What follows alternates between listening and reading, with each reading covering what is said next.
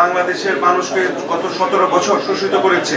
এরপরেও এই দোসরদের মিডিয়া কিভাবে কাজ করে, আমরা যারা অনলাইন গণমাধ্যম বাংলাদেশের 17-18 বছর ধরে করতেছি news24.com, আমাকে এখন লাইসেন্স দেওয়া হয়নি শুধুমাত্র ভিন্নমতের কারণে। আগামী দিনে আমরা সচিবালয়ে কোনো এই দোসরদের সহযোগী এবং অসাংবাদিক যেন না দেখি।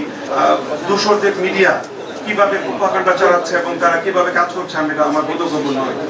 এই যে এত বড় একটা বিপ্লবের পরে এই যে দোসররা যেভাবে বাংলাদেশের মানুষকে গত 17 বছর শোষিত করেছে, এরপরেও এই দোসরদের মিডিয়া কিভাবে কাজ করে। আমি অনলাইন মিডিয়া নিয়ে কাজ করি, আমি দেখেছি কিভাবে জাহিদ হাসান রাসেলের মতন লোক তারা আপনার এই মিডিয়ার লাইসেন্স নিয়েছে, তারপরে মখ আলমগীরের মতন মিডিয়ার লাইসেন্স নিয়েছে, অপু উকিলের মতন নেত্রীরা শুধুমাত্র মন্ত্রী রেকমেন্ডেশনে। আমরা যারা অনলাইন গণমাধ্যম বাংলাদেশে 17-18 বছর ধরে করতেছি news24.com, আমাকে এখন লাইসেন্স দেওয়া হয়নি শুধুমাত্র ভিন্নমতের কারণে।